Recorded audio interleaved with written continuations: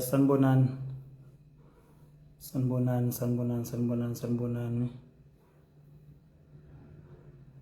Ngiyethemba ukuthi niyaphila nonke. Ngilinde nje wonke umuntu engene.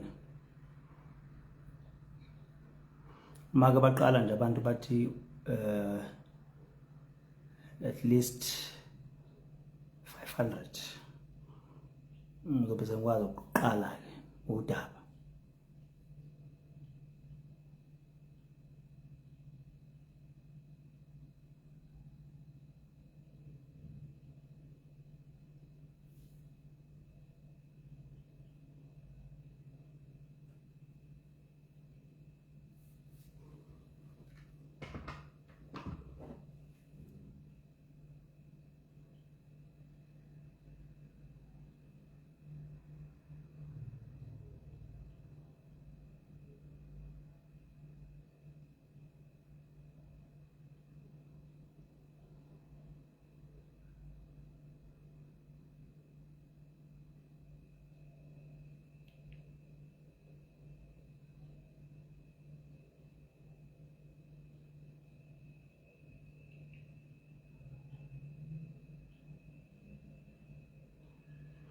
Okay.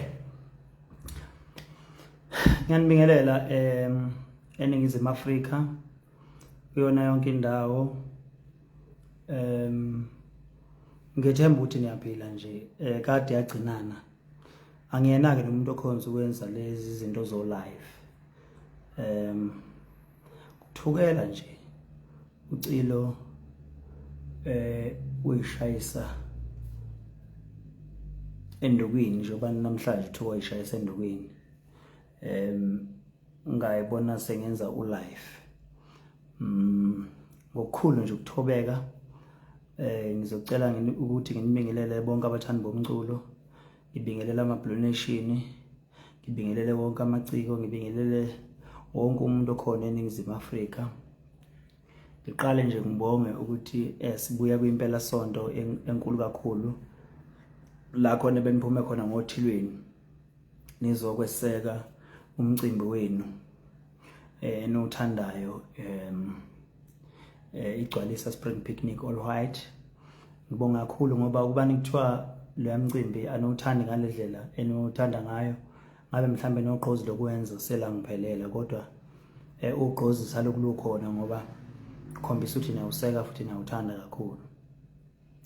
Cha, sizo sakithi angizukuba mude kakhulu, kodwa khona ngizosuka nje ngihlale epointini ukuthi kungani namhlanje nginimemile ukuthi nizoba kanye nami la ku live wami page lami. Ngicela mangaba ningezwe kahle nibhale nje ama comment ngoba ngiyafunda apha mwami wonke. Ningisho ukuthi cha akuzwakala la noma yazwakala ukuze ngizokwazi ukuthi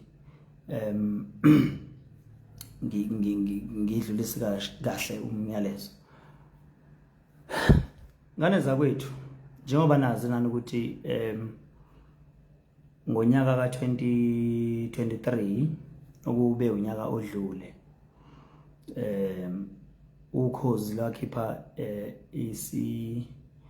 i-competition yabo le yokuhlukanisa unyaka ukuthi wonke umuntu abalaleli abavotela ingoma abafisa ukuthi bengene ngayo enyakeni omusha. Nabalandeli ke bathanda bomculo wami bakwenza lokho ukuthi beyifake i-single track yami eyayithi umjolo lo bayivotela bayifaka kwi-top 10 yaphasa wonke ama-criteria. Yakwazi ukuthi ingenele kwi-top 10 yancintisana nezinye ingoma njengoba umsakazo uKhozi FM womemezelile. Nokutheke kuphakathi ne-competition kwavela izinto ezazithi mina ngixhumana nomphathi stage woKhozi umama uNgcobo. Ngimbiza ngomama ngoba ngiyamhlonipha kakhulu. So lokho okwaba kwahamba kwangena ngisho emaphepheni, kwavela nezinto ezithi ukhozi luyadizelwa whatever, ukhozi lupartnerishe negcwalisa spring picnic okumcimbi ohlelwa yimina. Kwavela zonke izinto nje ezazisho ukuthi zishintsha ifocus ye competition. Right ke mina ngangazi ukuthi angeke ngikwazi ukuthi nginga attenda izinto ezikhulunywayo because into engiyaziyo ukuthi uma umuntu bembona abantu ukuthi ubonakala ewina noma kuyona into ayenzayo ubukakala enqoba, vele kuba khona abantu abakhulumayo. Angiyithathanga lonto ngenhliziyo nangokuthi mhlambe ngangazi ukuthi ke avela ayinabo uqiniso, into nje suka ekuthenini vele noma ngabe kuthiwa i-team yawina kuba khona abantu abanye abathothi mhlambe ekukhala ngo-referee, mhlambe kuthiwa igoli beli offside. Ilezo nkulumo nje ezaba khona. Kodwa ke ngifisa ukudlulisa lokhu esizweni sonke. Ngiyacela nje njengoba ngizoqala lenkulumo, ngiyacela ukuthi ngingaphambuki, ngiyibeke ngenhlonipho nangendlela futhi nani engicela ifike ngayo kunina, ngicela ukuthi ifike futhi ngendlela eyinhlonipho. Uma ngabe mhlambe kukhona la engiyibeke khona ngakhomba khona ukuthi mhlambe kube indlela engafikanga kahle kuwena, ungixolele, kodwa inhloso yami enkulu eyokuthi ngiyibeke ngenhlonipho nangesizotha ngoba ngihlonipha umhlaba. Iyona into engiyifundisiwe leyo ukuthi uma ufisa ukuphila isikhathi eside kumele umazi umuntu uhloniphe futhi umhlaba. Ilokho engikwenzayo ngoba angikwazi ungayisho lento engizoyisho la ngoba iyangikhathaza, and ngiyisho futhi ngesizathu sokuthuthukisa umculo. Ngifisa ukubona umculo wakithi uthuthuka ungami ndawonye. Ngifisa futhi ukuthi wonke umuntu akhululeke. Ngizokhulula abantu abaningi la, ngizokhulula even nasi stage ukhozi. Ngiyafisa nje ukuthi ngaba abasakazi, ngaba abaphathi, ngabo SABC, bonke abantu okuzokwenzeka idlulela kuyona le video, ngiyafisa ukuthi bengakuboni mhlambe ukuthi mhlambe ngibeka kabi, but ngiyibeka ngoba sekuyiyona option le enginayo le yokugcina. Wonke ama option wazamile kodwa awasebenzi. Ngilapha ke indaba yami la ikhona. Indaba yami sekuthenini nginenkinga.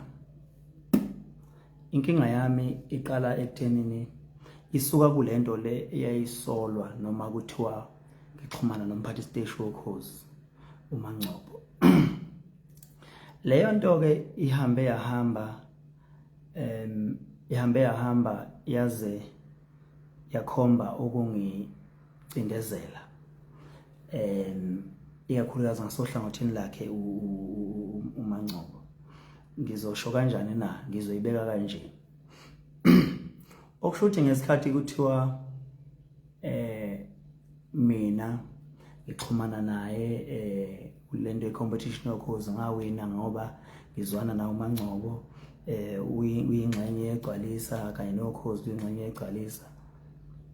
I think ukuthi leyo nto leyo uMangcobo wayifeel ipressure yokuthi njengamanje from now on ayiseke into afisa ukuyibona ihlanganisa mina mhlambe nokhozi ngoba mhlambe kuzobe kuqhubeka lezo nzolo.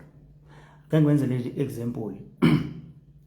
Uma kuthiwa ujola nomuntu thizeni, for sure lo muntu ingekho lonto, for sure lo muntu ngisho uhlangana naye ngikholwa ukuthi ungafisa ukuthatha naye isithombe because usuku usufuna ukuprove into ethi akukho nawe la owakwadibana khona lo muntu.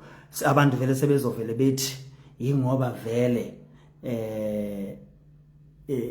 vele bajola laba bantu, uthola ukuthi ayikho vele lonto, so uzozama ukumgwema vele lo muntu.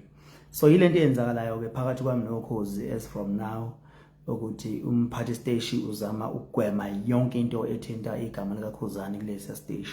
So lonto ngithi ngifisa ukunibekela niyazi.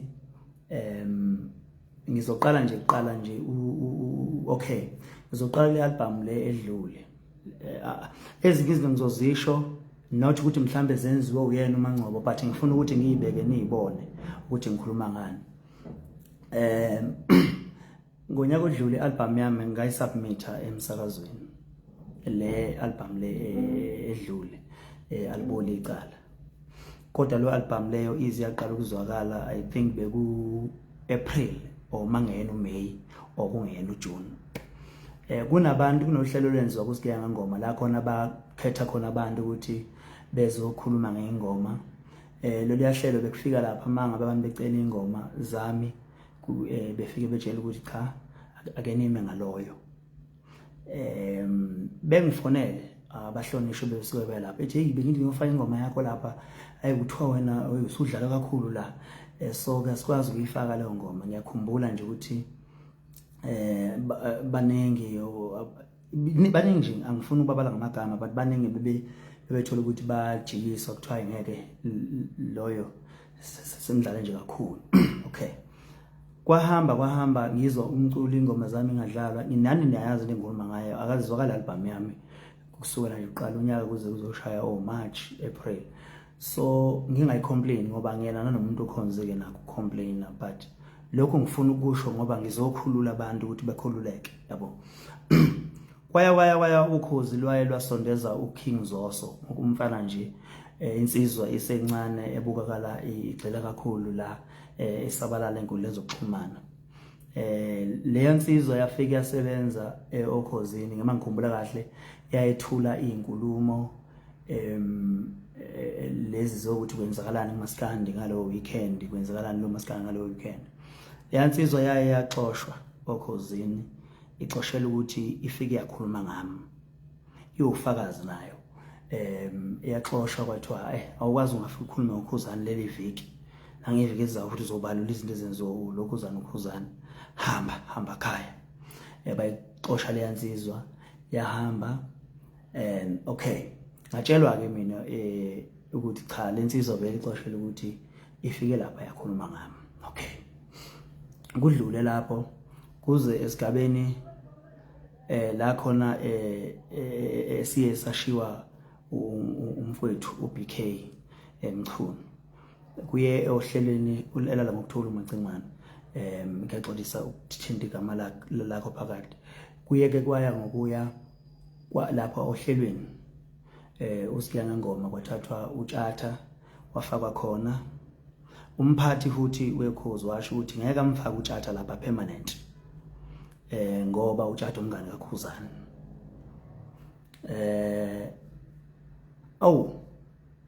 Kanjani yabo bengibuza abantu bethi ubangani nomphathi station ngoba akufuna ukubona into lesondele noKhuzani akayifuna ukuyibona. Hayi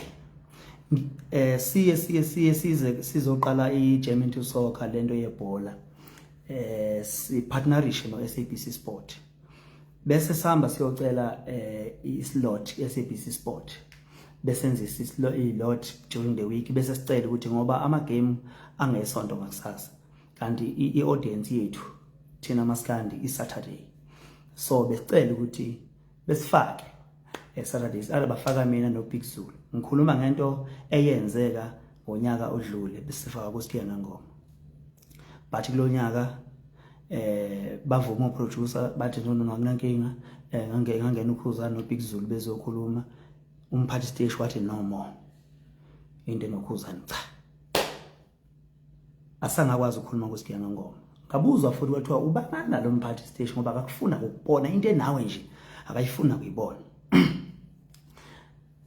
Hey angangazi kunabaculi mina abaphansi kwami bebephansi kwami kumkhulekelwa noSikweletu bengigcina ngazi noma ngihambise isambise ingoma zabe emsakazweni bekuthatha isikhashanyana ukuthi bedlale nabo abafana befeel pressure ukuthi abantu hayi ingoma zethu lapha zingadlalwa yonke lonto leyo.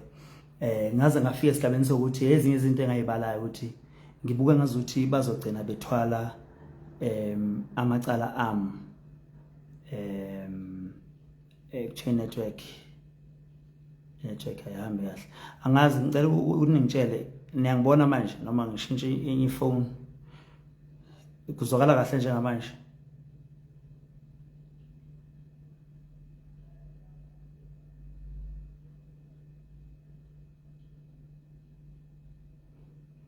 ngicela wayedwa uzongibhalela ukuthi ngizwakala kanjani.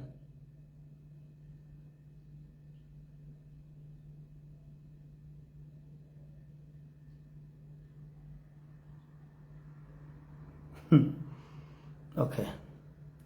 Oh. Siyakubona, okay. Into engifisa ukuyisho ngiyabona ababhalayo labathi nake nazwana yini, cha akaze nje sibe naloxhumana naloya mama, angazi nawe uyakwazi lokho, angikaze nje ngizexhumane naye ngisho ngaphambilini.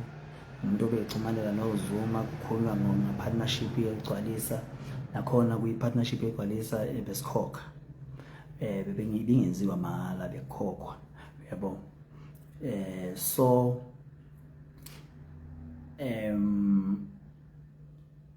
kwahamba ke kwafika esigabeni nje bengichazile isigaba sebhola. So ke into engifisa ukuyidlulisa kakhulu la ukuthi ngiyafisa ukuthi ukhozi lungafili pressure engekho, Nkosi yami, ngenxa kamphathi station nenkinga nami, mhlambe ke uprove point lokuthi provela ababethi mhlambe siyaxhumana ukuthi cha sixhumane bukani lomuntu ngimvimba yonke indawo, kodwa ke I don't believe ukuthi ungalungisa inkinga ngenye. Lento engikhulumayo iqiniso linje ngoba linjalo, uyazi naye. Nokutheke makufika esigabeni la khona engifila khona ukuthi njengamanje ngiyibona ngazuthi ngiyalimala, ngacela meeting naye nabanye abaphathi nje okhozini ukuthi ngicela ukuza kuyena, ngicela meeting. I think meeting ibingo mangabe bengakuyophela uAugust, mhlambe beqala uSeptember, ngacela unqamalala ukuthi angiphelezele ngihambe ngiye khona sohlangana nomphathi ngiyobuza ukuthi konakelephi, ngoba ngibona ngazuthi impela lokhu ngithola nami impukane ziyadlula ziyasho ukuthi hey lo mphathi akafundi ukuthi lezi indawo wena lapha kulesa stage. Okay, khona kudadlanyana kodwa kuqala kuvela kahle manje. Ngahamba ngayohlala naye, sahlala naye phansi noZuma wayekhona, nomunye ubaba ukuthi uNgcoko osebenza khona okhozini, kube usisi uphelo bese khona okhozini. Safika sahlala meeting, ngambuza ukuthi konakele kuphi. Ayizange iphume impendulo, kodwa leka King Zoso wayivuma, washo futhi ukuthi akuvumelekile emsakazweni ukuthi umuntu akhulume ngento eyodwa. King Zoso wakhuzwa ngokuthi akayeke lokho ekhuluma uKhuzani, waqhubeka so uKhuzani mremuva, wayivuma yena umphathi. Yeah, so ngakhuluma naye ngamcela ukuthi cha uma unenkinga ngicela ukuthi angidlulisele ngoba ngifila khona into engiyifilayo ukuthi manje ngibona ngathi khona la engixoxaxoxeka khona. And ke uma kushawa kumuntu osuke engeze ubonakala noma eshawa abantu nabo baboni, cause angitetemi, so ngikhuliswa ngokutetema, so akukho lula ke mina ukuthi usheshe ubone ukuthi kunenkinga la. So isizathu esenza ukuthi ngize la public ngizoyikhuluma ngoba sengikhulumile naye, ingoba ihloso yami bengekhona ukuhlambalaza, futhi phela mina ngumuntu olandelwa abantu abaningi, ama Blue Nation agcwele all over. Kumele ngishare nawo ukuthi ngikuphi la engikhona, yabo, bengaboni izinto zenzeka, bengazi ukuthi bethawu mhlambe nalendoda ayi-update ukuthi kwenzakalani, yabo. So bayadinga abantu ukuthi ubatshene ukuthi kwenzakalani so that bezokwazi ube understand. So kutheke mangabe so I think umphathi Nkosi yami wathuka, yabo, wathola inhlamba, so akafisa ukuyibona ekuleyo nkinga again. So udecide ukuthi ke azame ukuthi ablock whatever ethinta igama lami kulesa stage, right, of which anginawo amandla ukuthi mhlambe leyo ngayilwa kanjani. Ukuthula ngisengithule kakhulu ngingayikhulumi lento le manje ngiyabona ukuthi abantu bazogcina bengayazi iposition yami ngoba ngiyabona kunabantu abathi Khuba khipha qhawe sikufaya ngomeni yonyaka uhlukanisa unyaka kube once ngibuke ngithi abantu abazi Nkosi yami ukuthi kwenzakalani. So into eyenzakalayo ngila ngikhona kunengoma engiyikhiphe noJumbo ethi noma ungavala yena uzovula. Leyo ngoma abantu bawufakazi mangirong akangitshela oyedwa yahanjiswa ikhishwe ngoSeptember uqala yahanjiswa emsakazweni iqeda nje ukukhishwa namhlanje akazizwakali emsakazweni akazi izidlali. I'm not sure ke ukuthi abakhiphe after September bakhona yini esebezwakele mhlambe ngawo ukuthi ke ayikalalelwe ingoma esabhithwe ngoSeptember mangabe nazo ingakazwakali mhlambe mangabe kodwa sezizwakele ikhishwe after labo cishe inhlanhla yabo. So uthe esuka lapho umphathi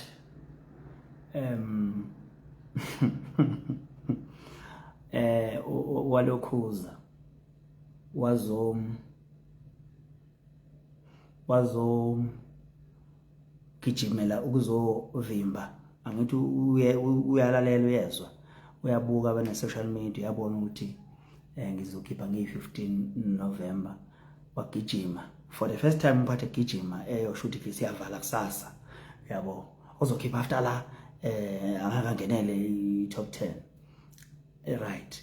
Why ngisho njalo uninganizwa kabi ube ngathi ngithi ngikhalela indaba zo top 10 no ngisho ukuthi umphathi noKhozi ningaze nixake ize nivimba abaculi kunabaculi abaningi kabi abasazo release futhi abazokwenza ingoma ezothandwa abantu bakhona naba releaseile after uNovember uOctober lo bekuvalwa ngawo abazokwenza ingoma ezithandwa ngabantu abadinga ukuthola ithuba noma ke umncintiswano vele kuwabalaleli abalaleli bazodinga ukuthi bethola ithuba lokuthi ingoma zabo incintisane emsakazweni wethu.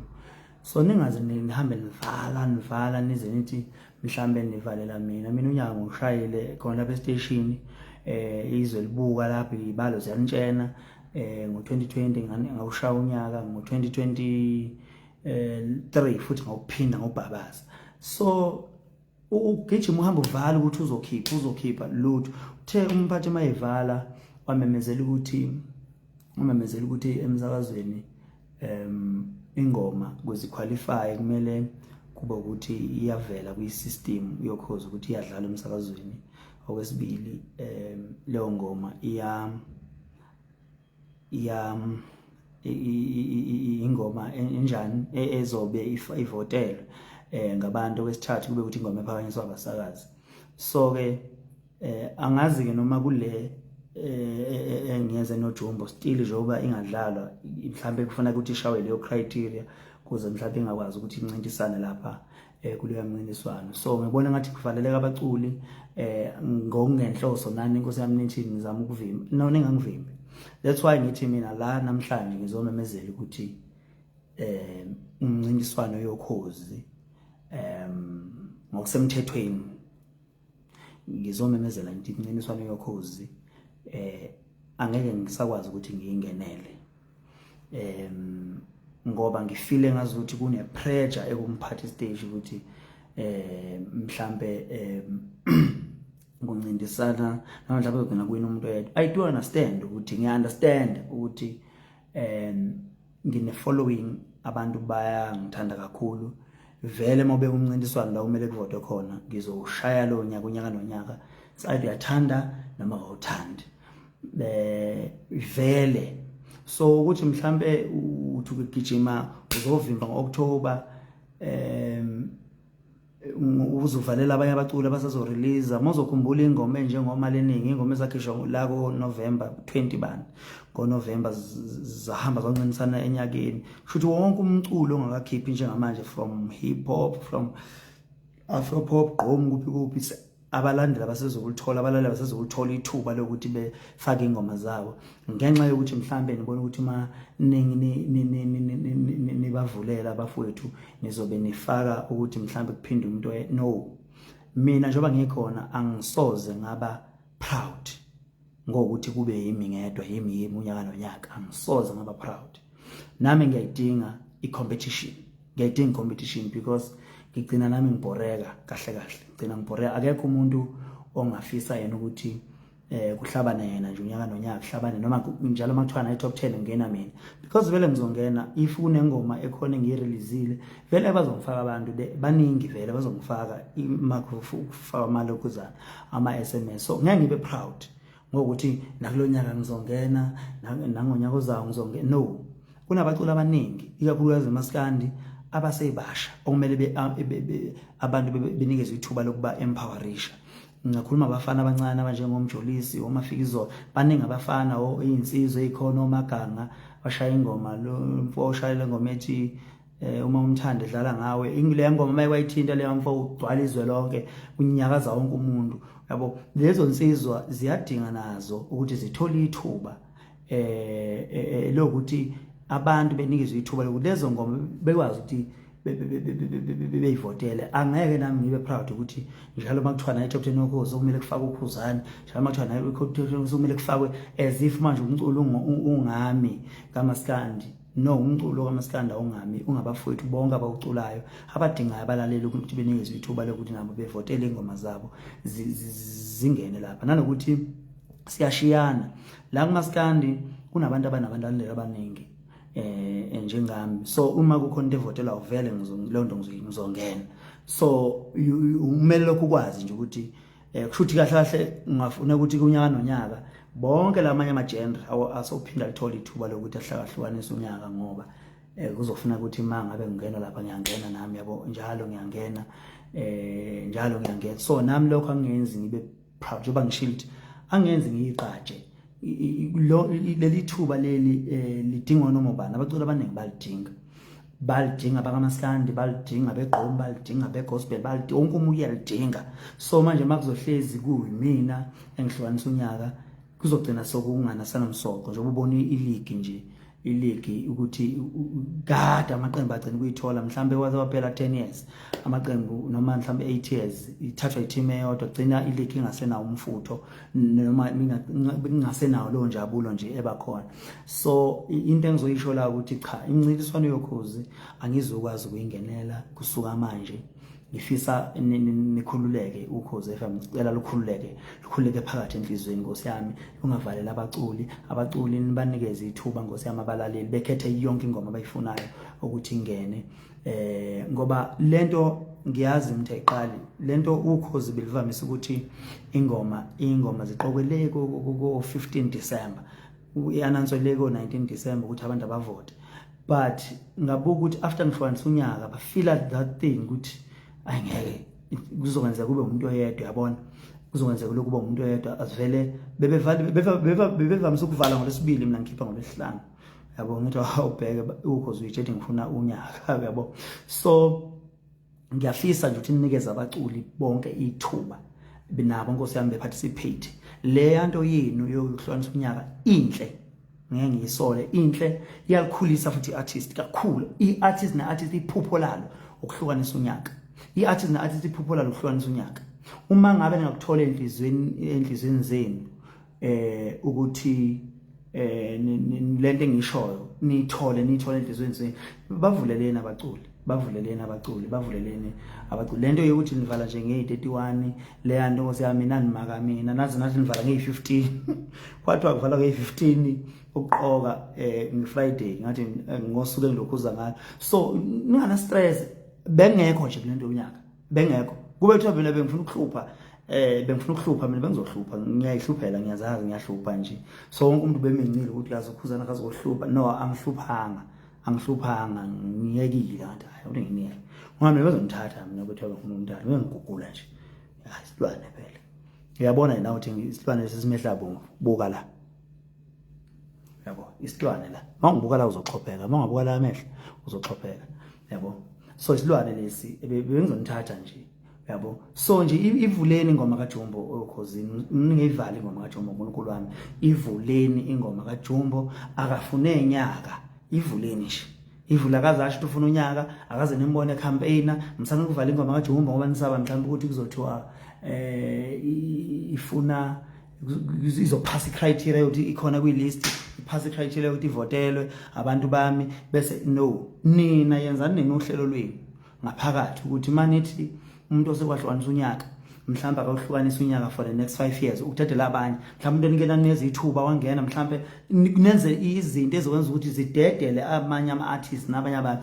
Njengoba ngisho nje uMaskandi awungami nje uMaskandi, ungabaculi abaningi abahlukahlukene. Angeke nami kungichaze njalo ngonyaka nominatewa ngilokhu ngingenela top 10, njalo ngonyaka lo ngene top 10, njalo ngonyaka lo ngene top 10, becindezelwe abanye abaculi abancane abangenayo following. No, lokho nami ngeke ngihambisane nakho. Ngiyafisa ukuthi abaculi bekhule futhi ngoba nami ngakhula, nami ngiyingane yoKhozi, ngikhuliswe uKhozi, ingoma zami bedlala kuKhozi, nginikezwa ama-interview okhozini, ngenziwe yonke into okhozini. Ngeke ungichaze ukuthi uma kwathiwa na unyaka so kumele kuthi njalo votani bantu na unyaka votani no, yabo. Mina ngishaya ikhanda nje ngihlehle ngime lapha emuva, ngikhuphulele isikole sami bese ngiyimela lapha nemuva, yabo. Yabo leli bhilidi lase Dubai lekuthiwa yini le bhilidi lelithi udlula wonke amabhilidi emhlabeni, kuthiwa le bhilidi ligade ukuthi ima kwakhona izwe liyoke lithi likhuphula ibhilidi kancane nje liyabadlula, liyanyuka nalo liyedlula. Nginjalo ke mina ngiveke ngithi 1 bese ngima lapha makuthi ngithi 2 bese ngihlala ngime lapha makuthi ngoba khona mina into uma ngifuna vele ngiyifuna nje, futhi abantu abangilandelayo bayazi nabo ukuthi mina angingeni la ngisuke ngikhona kuthiwa ngingenela ukuthi ngizoshawa shawe ukuthi uKhuzani hluliwe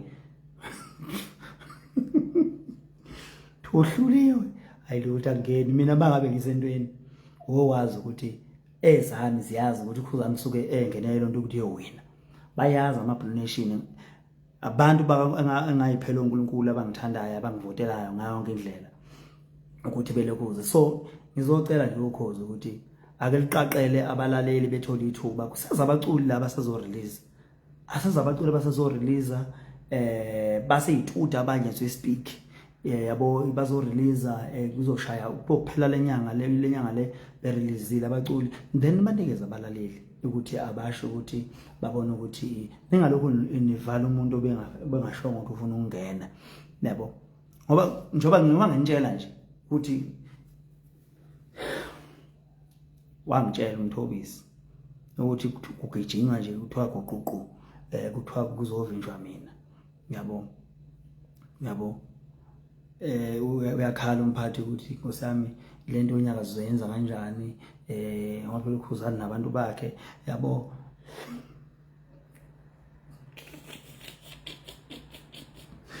Namuzwa umphathi ekhuluma labana okhozini, wafike washo hamba niyobheka i-video lapha elungeni ku-Facebook okhozi.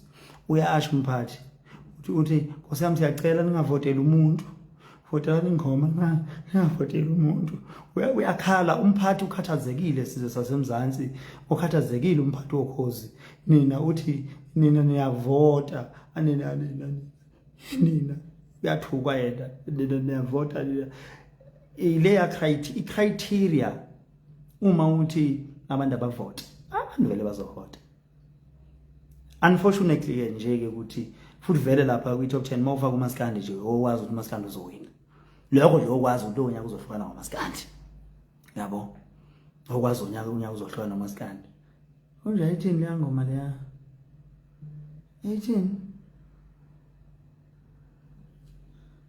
18 leya ngoma leya le yabo number 1 yabo number 3 18 bani Nkosi yami 18 leya ngoma khona le ngoma leyana 18 aningibhalele le ngoma, anibhalele le ngoma le yabo number 3 lapha le kwakuthiwa yona wafuneka ihlukanisa unyaka le yokuza lapha 18 bantu. Cha, angisekho into zokuhlukanisa unyaka ngane zakwethu, sengihlala sengithethe umhlala phansi, mhlawumbe unyaka sengawubhoboza lapha umhlobo wenene ngiqunthule lapha kwigagasi, yabo. Kodwa nje uKhozi ngichaze ngokuke ngawubhoboza unyaka bakwethu, cha sengugobozile abafethu hayi kabi ubhobozile lo nyaka.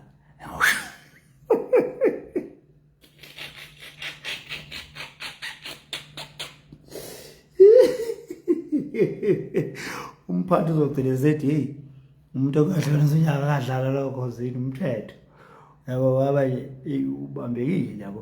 So ngiyacela ama-donation angena umuntu wenhlamba nayo yonke into mangiqeda lo live angenithuma ukuthi ngicela niyothuka isiteshi uKhozi, angenithuma ukuthi ngicela niyothuka uMangcobo, angiphasisi lokho, angihambisani nakho.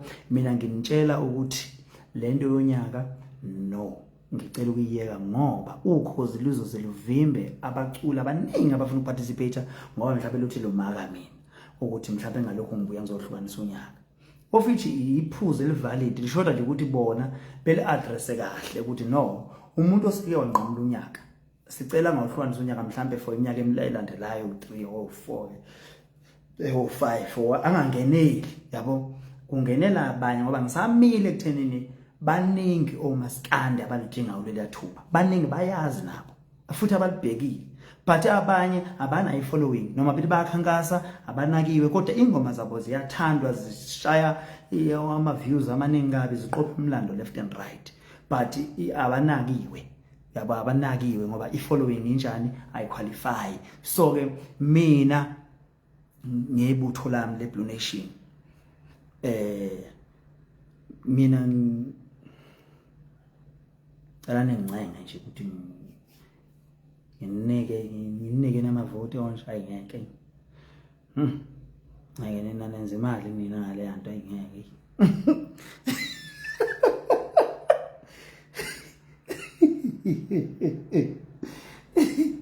ikhona manje yabala la hey izavote ezabhathi hey usho ukuthi uKhozi lahamba no 2 million rand hey la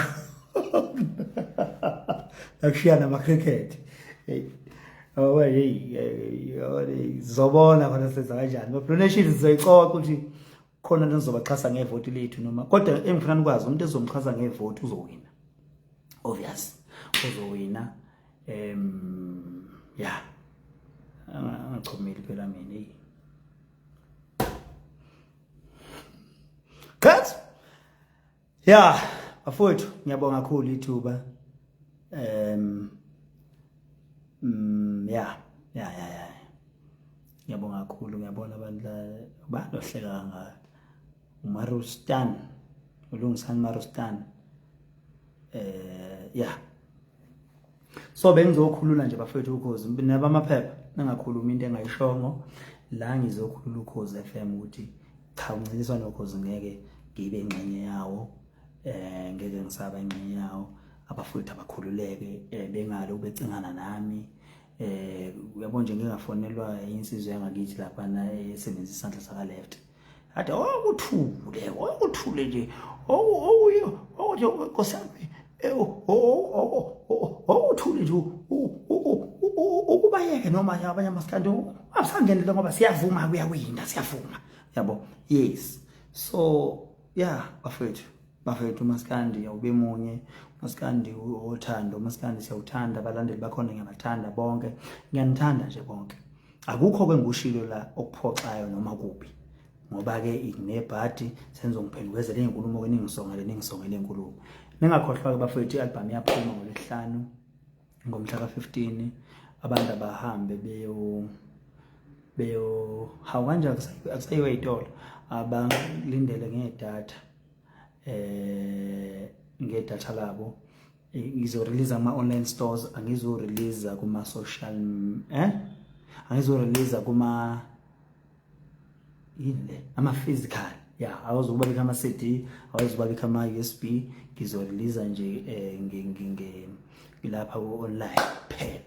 Hamba ufike uyitholele ezakho ngomsombuluko ngidedela icover bafowethu, ngoLwesibili ngidedela ngoLwesibili ngidedela uhlu lwengoma, ngoLwesibili ekuseni, ngoLwesithathu ngidedela ipromo ezobina onjinji kanye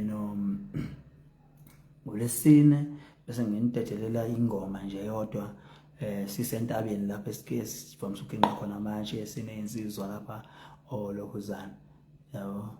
Sasa ke kusaba phela sihlangana lapha na kuyizibonela ekhaya elisha, uyangikhumbuza lapha na ubani lo uyangikhumbuza ngisabonanga eCape Town ngizobe ngikhona ngizoshaya ingoma kuzobe kumnandi kokuhle kudelile. Bafowethu asihlanganeni khona, ngizobe ngikhona. Bafowethu halala njalo. Ndiqhubeke njalo, nginifisela inhlanhla, nginifisela impumelelo ngaso sonke isikhathi.